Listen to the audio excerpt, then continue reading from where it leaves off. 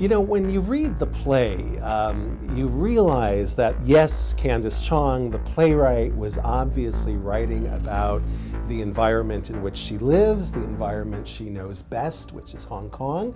And yet, one cannot help but make very clear and vivid, draw very sort of vivid parallels with the current political climate in the United States. In the present day America, there's a lot of concern right now about how the news is portraying certain political events and social events.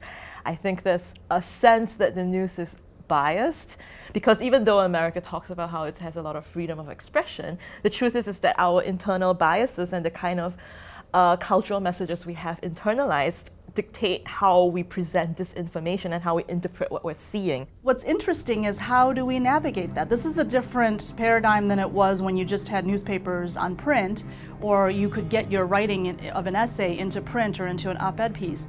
Now everybody can say whatever they want, tweet it to 1 million people if they have 1 million followers, and then you get all sorts of responses. So what is our responsibility there? Do we have any responsibility there? There are two arguments at play. One, that should people be allowed to be given all the facts in order to create their own interpretation of reality? Secondly, is there an argument where you could say that having all the information is more harmful than good? And I think every government would agree that there is an extent to which people should not know everything. That's why every government has classified information, etc. It's evident, even in our own political climate, that there are very heated voices on polar opposite sides of anything.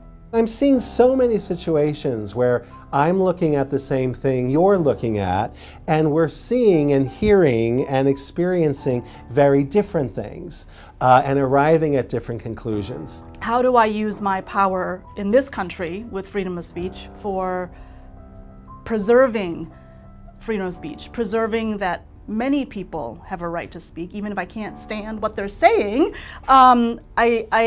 How much can I shut it down?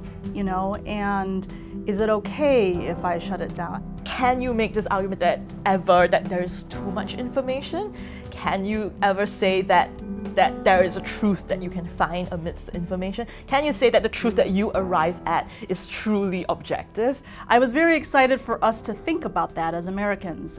Sometimes we think that these things are very far away and in some distant country that has a political structure that's very different from our own. I don't know if that's true. I think we have to be more vigilant in examining ourselves and what do we contribute to one side or the other in deciding what gets to be said about the truth.